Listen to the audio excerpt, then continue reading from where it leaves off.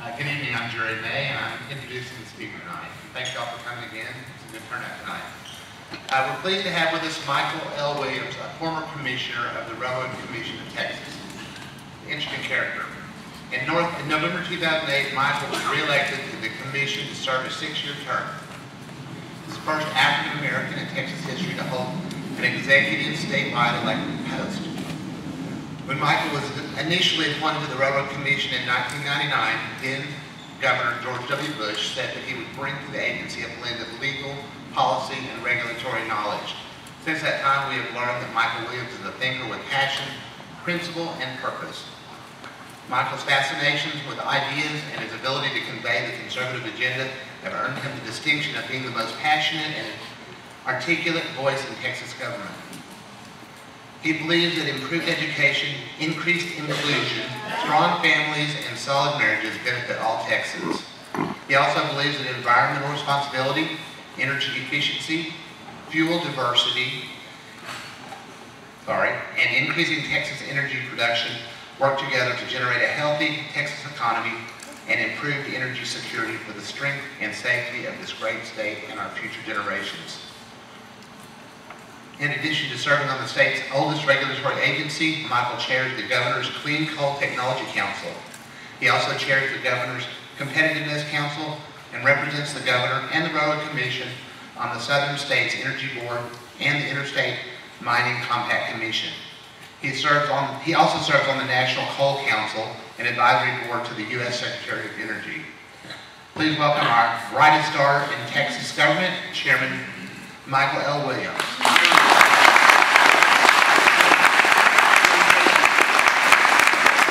It is a pleasure for me to be here. I am told that I have a few moments. And I'll be reading the questions. Okay. Are you ready if you want to do an intro thing first? Yeah, I'm told that I have a few moments as an introduction. The first thing I'd like to say is thank you, because 3 times over the course of the last 12 years, you, the people of Texas, were kind enough to elect and re-elect the bald-head guy who generally wears bow ties and cowboy boots, and so I thank you. In addition to that, I want to thank you for giving me obviously the opportunity to serve you on the Railroad Commission of Texas. We'll have a chance to visit about that. I think we established an extremely conservative record. During the course of that period of time, you said you wanted smaller government. On the day that I came in, we had 852 employees. On the day that I left on April 2nd, we were authorized at 705. We only had 660, less than 660 on the payroll.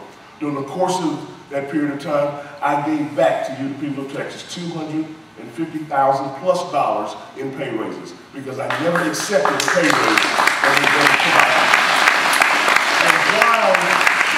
And while we are not required to resign in order to run for another office, I decided that I would not stay on your dime and campaign for another position and resign that office effective April 2nd. I look forward to earning your support. Let's go. All right. You can stand wherever you like. For those of you who haven't done this before, the questions are rather lengthy, and I'm not going to waste his time by reading the whole question, so I'm paring them down. Under the subject of national sovereignty, the U.S. seems to be losing our national sovereignty as we move more frequently to seek control from the United Nations. Seek approval from the United Nations. Many refer to our surrender of our national sovereignty to the UN as a significant step toward the establishment of a one-world order. How can we continue to be a part of the UN and not lose our national sovereignty? Sovereignty is a simple matter. It says that we are an independent nation, governed by Americans, recognizing that our rights come from a God Almighty. They flow from Him to us and not from government. And the role of government is simple: to protect, preserve, and defend individual liberty. Now, we recognize that there's a challenge. I wanted to sort of discuss that question in the context of something that we've seen over the last decade plus. And that was sort of Kyoto 1 and Kyoto 2. We should be about the business, and it's in our Constitution. And the Constitution says it wants us to be diplomatic, and to have relations with other countries. But we are not to give away our power to anyone. Think about what happened with Kyoto 2. You can have a bilateral treaty, you can have a multilateral treaty. Bilaterals are probably the best because we get a reciprocity between that other country and ourselves. But in Kyoto 2, it was a multilateral treaty. 192 different countries. where the gang of 77, the developing countries, could gang up on us, where they could require us to do things that they would not themselves be required to do. And in addition, I think about what Kyoto 2 is going to ask of us. Aside from the fact that climate change is foolishness, but think about what the treaty would.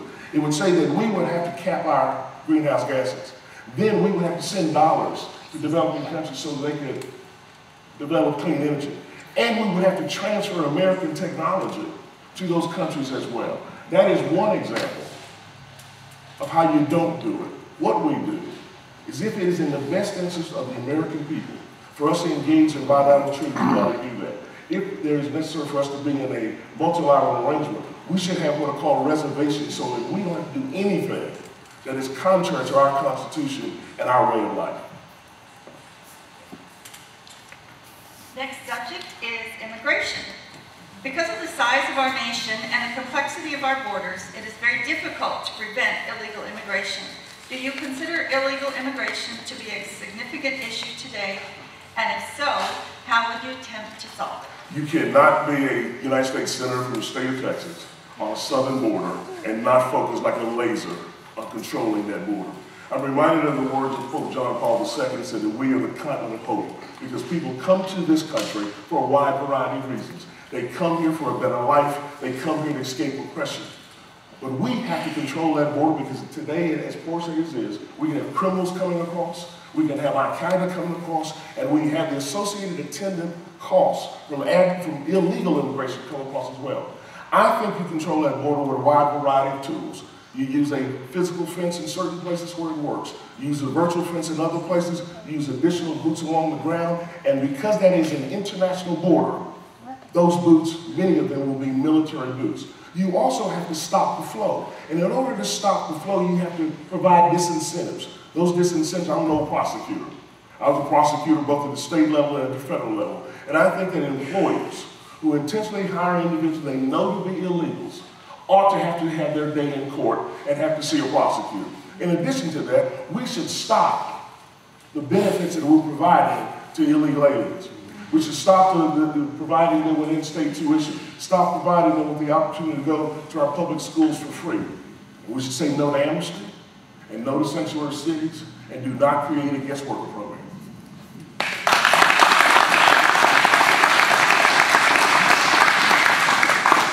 Okay, next subject is the budget. The United States of America is over $14 trillion in debt and continues to increase at over $4 billion a day for the foreseeable future. Paul Ryan has unveiled his budget, The Road to Prosperity. Do you support or oppose this plan, and why? There's a lot that we should be thankful for and happy with in the Paul Ryan plan. Yeah, I like the fact that Congressman Ryan is going to back us back to 2008 limits. I like the fact that there's going to be entitlement reform, particularly with Medicaid, by devolving Medicaid to the states and allowing the states without federal entanglements to take care of our own poor. I like the fact of what Congressman Ryan proposes as it relates to Medicare. But I will tell you, one thing that we have to do is not just simply pare back to 2008. We need to do more than just simply cut this budget. We need to gut this budget. And don't let any of us come to you and talk about cutting spending, but they won't tell you what they're going to cut. I spent 3 years as an assistant secretary at the U.S. Department of Education under President Bush 41. We didn't have a U.S. Department of Education in 1979, and we won't need one in 2013.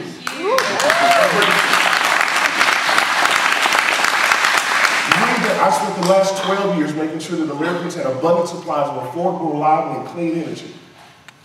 And we didn't have the U.S. Department of Energy back in 1972, and we won't need one of those in 2013 as well.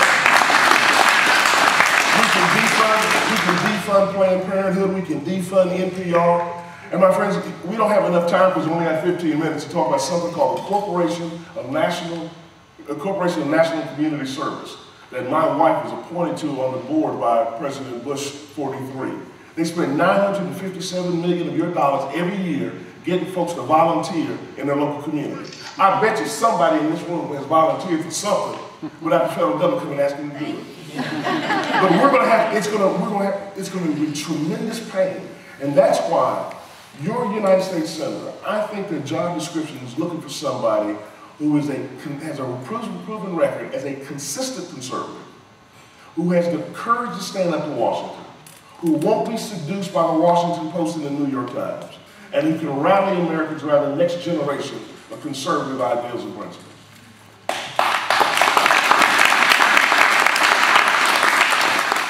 Regarding size of the federal government, constitutional scholars seem to argue over the scope of the Constitution in the United States.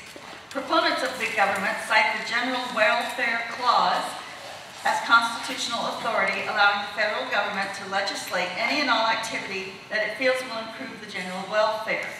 Do you believe the Constitution truly grants unlimited authority to the federal government, as many argue, and if not, why? No. but here's why. Here's why. You know, and put me in the family with James Madison, and not in the family, obviously, with Alexander Hamilton, and surely not in the family with Congressman John Conyers, who actually mischaracterized the clause as saying that it was the good and welfare clause. No, that is. But here's where we are. The entire purpose of our Constitution was to limit the power and the scope of the national government, so that power remained with you, recognizing that when we individuals are empowered, we can create great things. We can create wealth and prosperity. I have to look at you. We can create wealth and prosperity. You know, so, but you look at, and it starts with Article 1, Section 8, which is the principle in the beginning of limiting that scope. The interesting thing is that, you know, the clause that you're talking about, the tax and spending clause, is one of 18. If that was to provide the national government with power to tax and spend for any purpose they want to, you wouldn't have needed the other 17 enumerated powers. They're there for a reason, and the reason they're there because that's all that the national government can do, those 18 things. But you can't take the first one and say that gives the national government power to do everything. But the last thing I want to mention is, unfortunately, we have now seen where the courts probably agreed a little bit more with Alexander Hamilton than James Madison and you and I.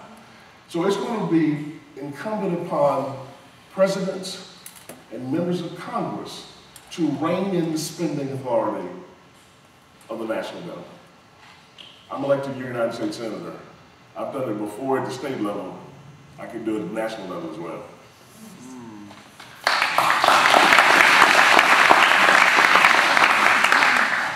On the right to bear arms, the Second Amendment to the Constitution states that the right of the people to keep and bear arms shall not be infringed.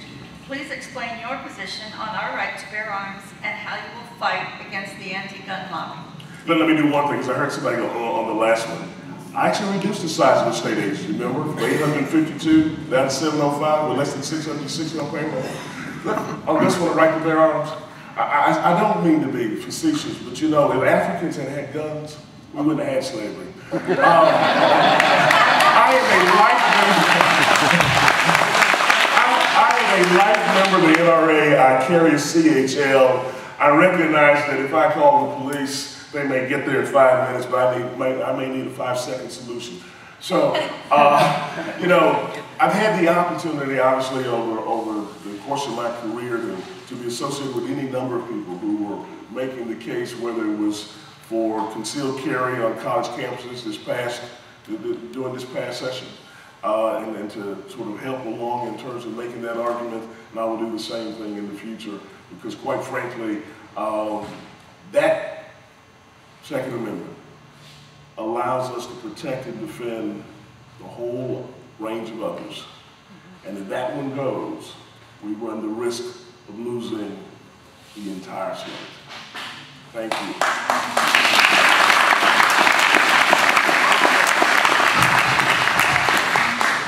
Can y'all just give an applause for Michael Williams, please?